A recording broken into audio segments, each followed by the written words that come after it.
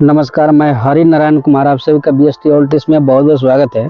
साथियों, आपको पता है कि बिहार लघु उद्यमी योजना का भी अप्लाई हो रहा है। जो बिहार लघु उद्यमी योजना के अंतर्गत आप बिजनेस करने के लिए बिहार सरकार 94 लाख परिवारों को 2-2 लाख रुपया देगी, जो पूर्णतः माफ है, यानी आपको लौटाना नहीं है। और ये जो है 5 फरवरी 2024 से लेकर के 20 फरवरी 2024 तक होगा।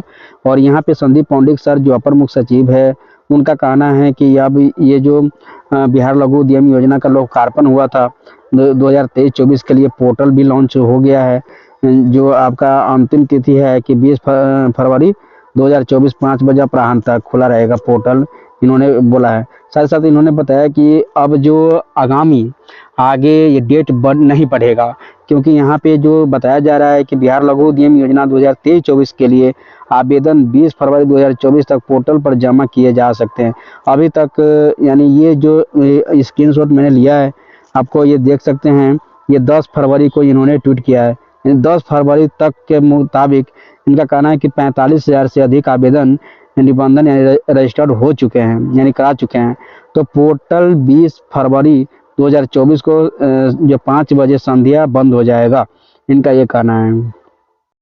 तो हम मान के चलते हैं कि यह जो है 20 फरवरी 2024 से 5 बजे तक ही पोर्टल बंद हो जाएगा। अधिक जानकारी के लिए जो ऑफिशियल वेबसाइट है वहां पे आप जा सकते हैं। वित्तीय वर्ष 2023-24 के लिए ये आवेदन हो रहा है, जो 5 फरवरी 2024 से 20 फरवरी 2024 5 बजे शाम तक खुला रहेगा। और इसके बाद मैं ये बता दूं कि ये जो है आपका ये 2 लाख तक सहायता मिलेगा। अब इसमें है कि 6,000 यानी जो सालाना है 60 से 72 हज़ार के बीच में ही आपका आय होना चाहिए। इसके लिए आपको क्या क्या चीज़ दस्तावेज लगेगा, वो सारा चीज़ मैं इस वीडियो में मैं बताऊंगा कि जो 60,000 से लेकर के 70,000 के बीच में आपको आय बनाना है, उसके लिए आपको क्या क्या चीज़ दस्तावेज लगेगा, कैसे बनेगा। अगर नहीं बन रहा है तो आपको क्या करना है वो भी मैं आपको बताऊंगा। तो इसमें क्या है कि यहाँ पे आप देख सकते हैं कि बिहार लघु उद्यमी योजना, इनका कहना है कि जो गरीब परिवार हैं उनको चिन्हित गरीब परिवारों को स्वरोजगार के लिए 2 लाख रुपये तक की राशि दिया जाएगा। यहाँ पे ये ऑफिशियल वेबसाइट है, ये ऑफिशियल वेबसाइट के माध्यम से आप कर सकते हैं। यहाँ पे दिया गया है। जो बिहार लघु उद्यमी योजना के बारे में मैंने बता चुका हूँ कि आयु सीमा है 18 वर्ष से लेकर के 50 वर्ष के बीच में बिहार का निवासी होना चाहिए, बिहार के बाहर का नहीं होगा। और पारिवारिक आय जो प्रति माह 6,000 से कम होना चाहिए। वांछित जो कागजात है, इनका कहना है कि आधार कार्ड से हो जाएगा।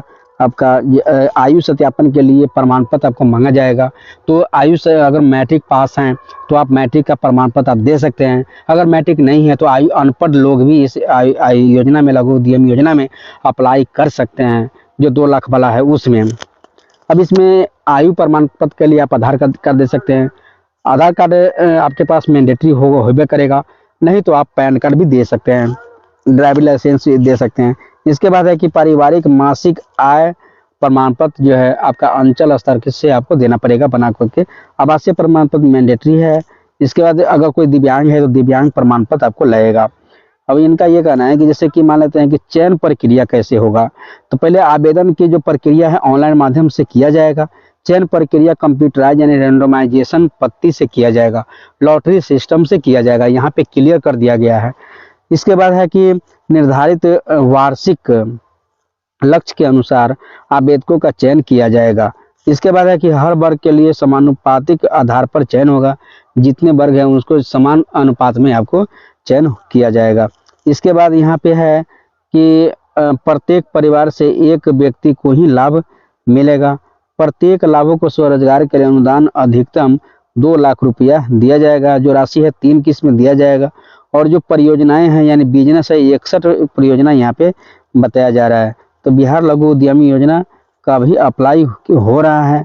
आप लोग बढ़ चढ़ के हिस्सा लें, आप अप्लाई कर सकते हैं इस योजना में। तो इसमें क्या है कि नोट है कि जैसे कि मुख्यमंत्री उद्यमी योजना के कोई लाभुक हैं इस योजना के तहत पात्र नहीं हो सकते हैं, तथा वाइस वर्सा कर सकते हैं कि बिहार लघु उद्यमी योजना के लाभुक हैं तो भविष्य में आपको मुख्यमंत्री उद्यमी योजना के तहत लाभ आपको नहीं मिलेंगे। यानी 2 लाख आपको 2 लाख आपको मिल जाएगा। तो इसके बाद 10 लाख की जो मिलता है मुख्यमंत्री उद्यमी योजना में, तो उसमें आप पात्र नहीं होंगे भविष्य में।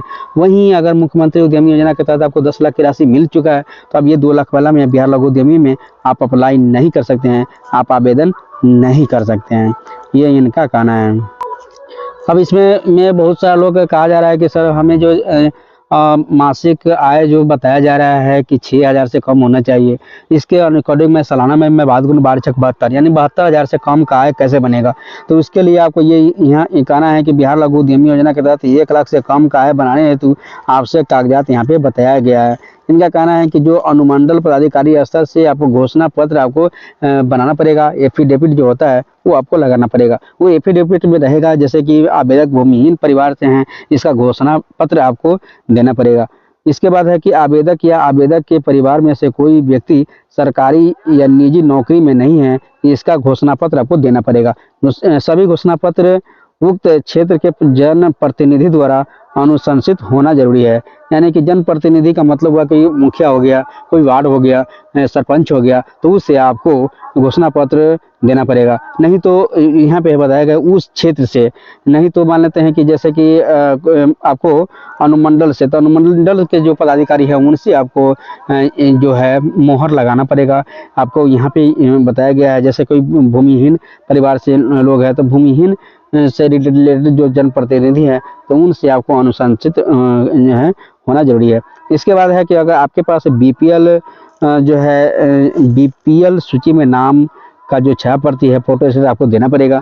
या तो आपको जो है 1 वर्ष का बैंक पासबुक जो स्टेटमेंट है, बैंक के स्टेटमेंट होता है वो आपको देना पड़ेगा। यानी विगत 1 वर्ष का पूरा देना पड़ेगा कि कितना का निकासी हुआ है, उससे आपको इसको पता चलेगा कि इनकम इसका क्या है, कहाँ से इसका पैसा आ रहा है।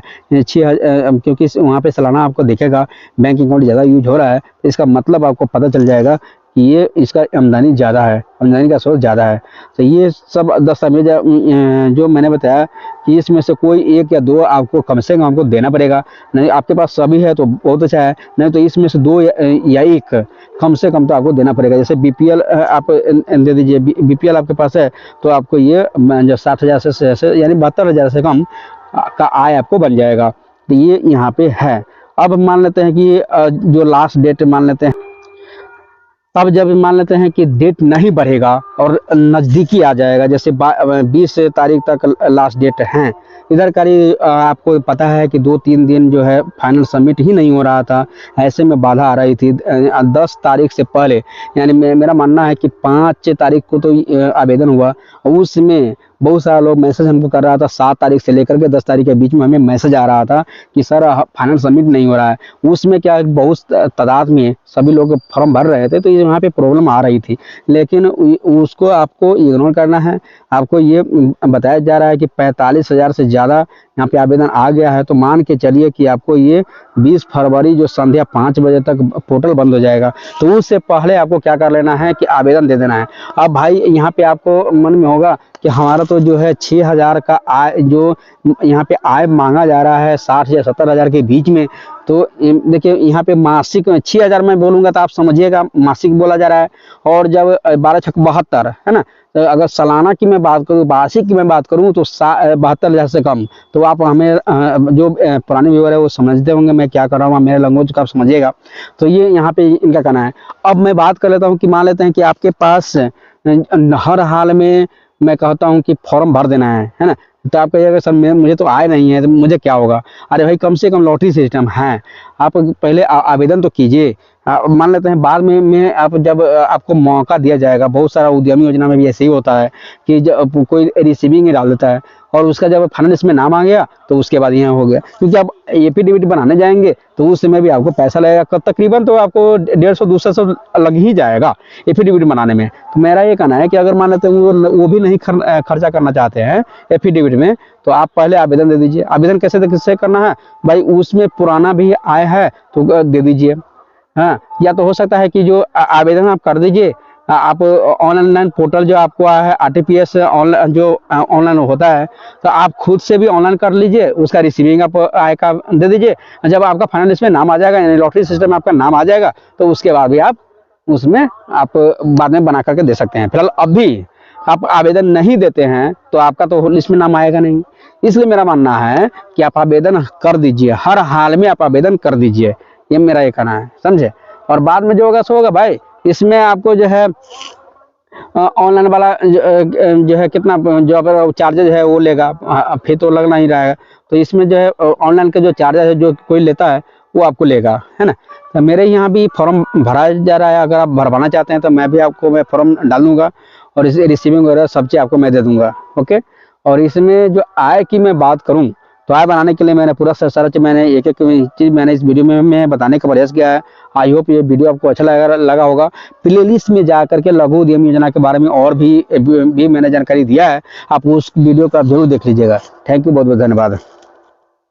टेलीग्राम इंस्टाग्राम पर जुड़ने के लिए BST टाइप करना है, BST ऑल टिप्स टाइप करना है। BST एक साथ रहेगा, ऑल एक साथ रहेगा, टिप्स एक साथ रहेगा। टाइप करेंगे तो यहाँ पे आ जाएगा, यहाँ पे मेरा लोगो भी लग रहा है। नमस्कार, मैं हूँ हरि नारायण कुमार। अगर आपको ये वीडियो पसंद आया हो तो इसे लाइक और शेयर जरूर करें, और हाँ, हमें सब्सक्राइब और फॉलो करना ना भूलें ताकि आप इस प्रकार के कोई भी वीडियो मिस ना करें।